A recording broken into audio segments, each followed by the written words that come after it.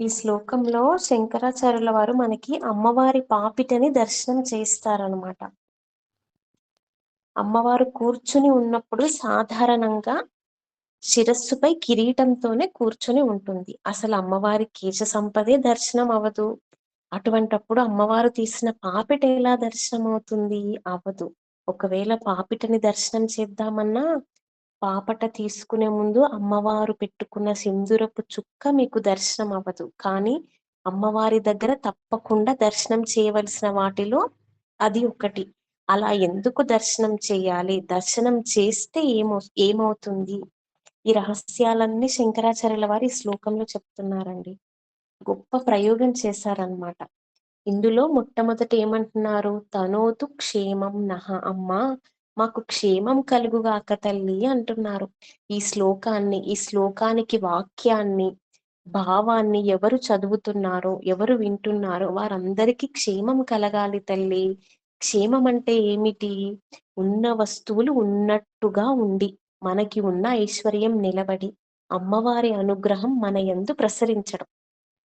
శంకరులు ముందుగా అమ్మా నీ వదన సౌందర్య లహరిని నేను దర్శనం చేస్తున్నాను అన్నారు. అంటే అమ్మవారి ముఖం గురించి మాట్లాడుతూ, తనోతు క్షేమం నః స్తవవదన సౌందర్య లహరి. అమ్మా నీ ముఖం చూసేటప్పటికి అందులోంచి వచ్చే ఆ దీప్తిని చూసేసరికి మా దరిద్రమంతా పోయి మాకు సుఖం, సౌభాగ్యం, ధనం వర్ధిల్లుగాక, క్షేమం కలుగుగాక అని అంటున్నారన్నమాట.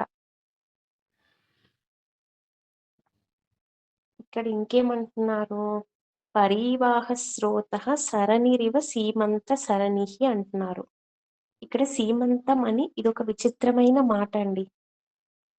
సీమంతం అనగానే మనకు ఒక విషయం జ్ఞాపక వస్తుంది. ఆడవారు గర్భం ధరించి ఉన్నప్పుడు ఒక ఉత్సవం చేస్తారు.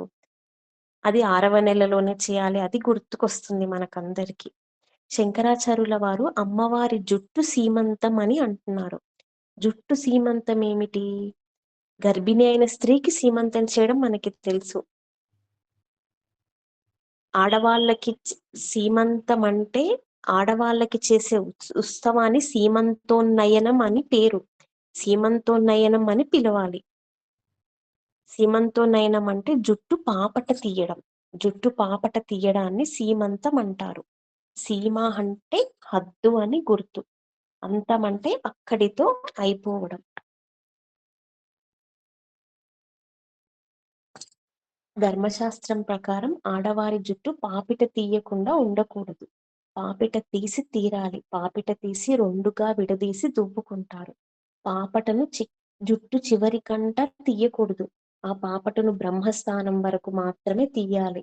బ్రహ్మస్థానం మీద ఏ వస్తువుని కదపడానికి వీల్లేదు. ఆ సీమంతం గురించి చెప్తూ శంకర భగవత్పాదులు అంటారు, అమ్మవారి సీమంతం అనగా అమ్మవారి నల్లని జుట్టుని అమ్మవారు సీమంతం చేసింది అనగా, అమ్మవారు నల్లగా తుమ్మెదల బారుల్లా నల్ల కలువల్లా ఉన్న తన జుట్టుని పాపిట తీసి 2 పక్కల చక్కగా దువ్వుకుంది. అలా దువ్వుకున్నప్పుడు ఏం చిత్రం జరిగిందంట? అమ్మవారు సింధూరం పెట్టుకుంది. అసలు సింధూరం పెట్టుకోవడం గురించి ఒక గొప్ప రహస్యం చెప్తున్నారండి. చాలా మందిలో ఉన్న తప్పు నానుడు ఏంటంటే సింధూరం పెట్టుకోవడం కాదు, పొట్టు పెట్టుకోవడమే గొప్ప అని అనుకుంటూ ఉంటారంట. కానీ మీ భర్త ఐశ్వర్యం మీరు పెట్టుకునే సింధూరాన్ని బట్టి నిర్ణయించబడుతుంది. స్త్రీలు బొట్టు 2 చోట్ల పెట్టుకుంటారు. ఒకటి నుదిటి మధ్య భాగంలో, రెండవది పాపట ముందు భాగంలో. ఆవిడ ఇంటికి వచ్చిన తర్వాత ఆయనకు కలిసి వచ్చిన, ఆయనకు ఐశ్వర్యం నిలబడిన, ఆయన ఆయన వెళ్ళిన పనులు సక్రమంగా పూర్తయినా అలా కలిసి రావడం అనేది స్త్రీ పెట్టుకున్న బొట్టులోంచి జరుగుతుంది.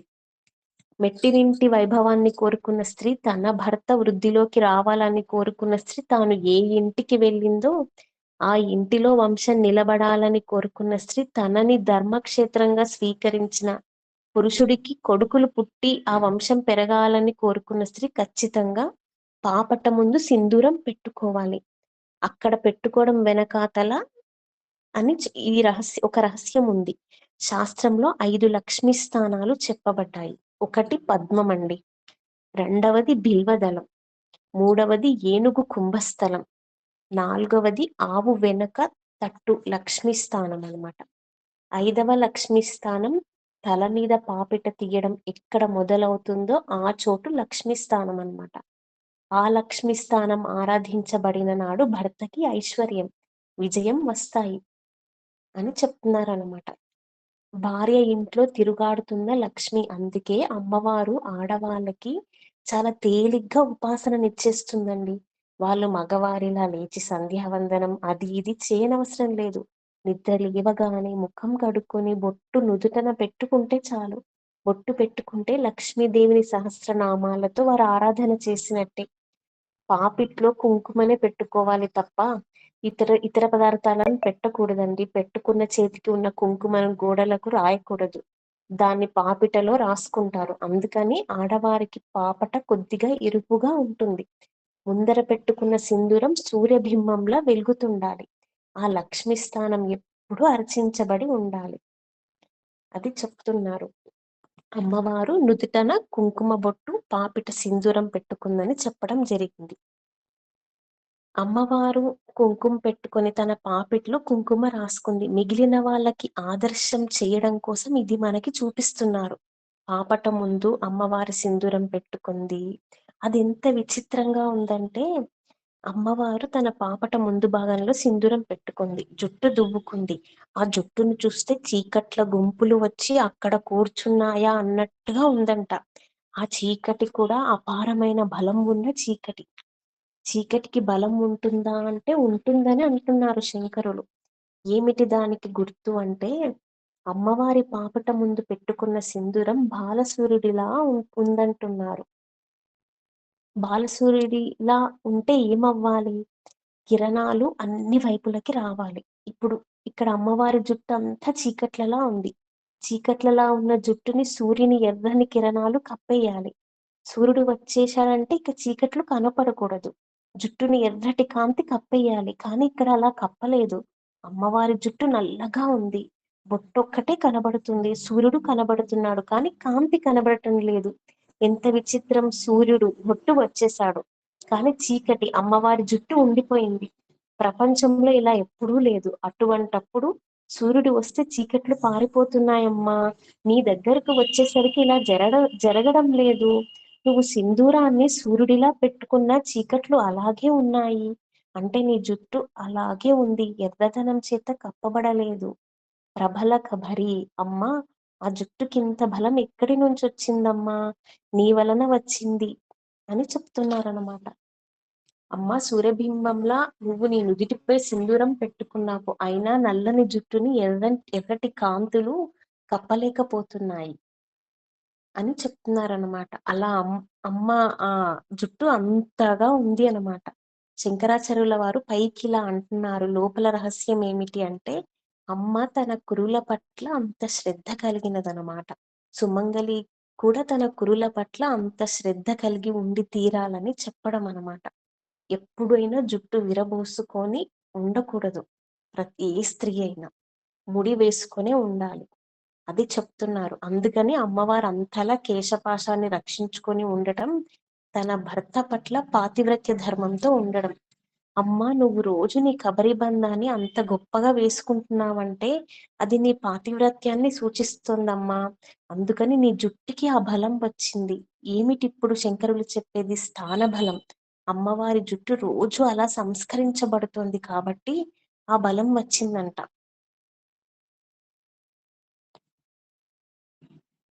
ఎర్రగా బాలసూర్యునిలా ఉంది. కిరణాలన్నీ పక్కలకు వచ్చాయి. ఆ ఎర్రటి కాంతితో జుట్టు కప్పేయాలి ఇప్పుడు.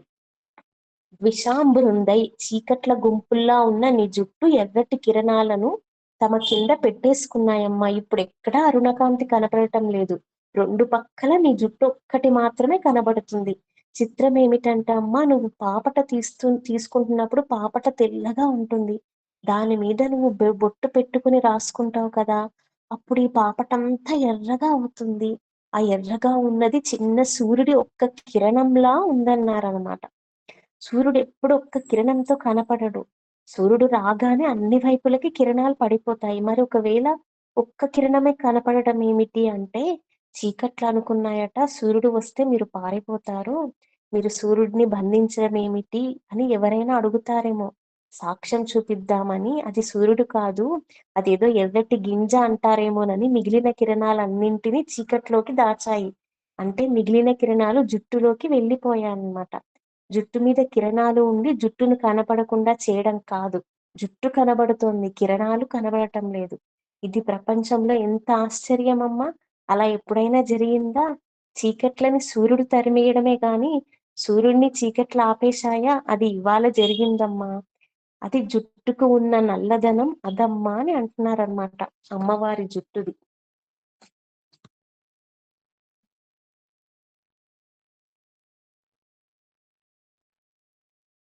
ఇప్పుడు ఈ చీకట్లను ఆ సూర్యుడు బంధించినట్లు చెప్తే ఇప్పుడు మీకు అమ్మవారి పాపట దర్శనం అవుతుంది. అమ్మవారి జుట్టు అంత నల్లగా ఉన్నట్లు దర్శనం అవుతుంది. మిగిలిన సుమంగళులందరూ పాపట ఎలా లక్ష్మీ స్థానం, ఎలా అమ్మవారి పాపట కూడా అపారమైన లక్ష్మీ స్థానం. అందుకని ఆ లక్ష్మీ స్థానాన్ని మానసికంగా దర్శనం చేశారంటే మీకు ఉన్న దరిద్రమంతా పోతుంది. ఏమేం కోరికలు మీరు కోరుకుంటున్నారో ఆ కోరికలన్నీ తీరుతాయి. లక్ష్మీ కటాక్షం కలుగుతుందని చెప్తున్నారనమాట. మనం కేవలం ధ్యానంలో మాత్రమే చూడగలమండి. ముందుగా ముఖం చూస్తారు, మీరు తిన్నగా పాపట చూడరు కదా! అలా చెప్తున్నాను. ఏదైనా ధ్యానంలోనే చూడాలి మీరు ఈ శ్లోకాలనైతే. ఊహ ఊహల ఊహ కన్నా భావన కన్నా రావాలి, ధ్యానంలోనన్నా చూడాలి. మీరు మామూలుగానే ఎక్కడా చూసి ఉండరు అమ్మవారి కబరీ బంధాన్నైతే.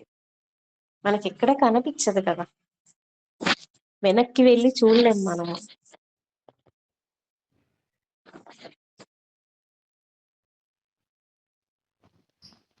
ఇదేనండి భావము. మీకు ఇది అర్థమైందో లేదో నాకైతే డౌటే అండి.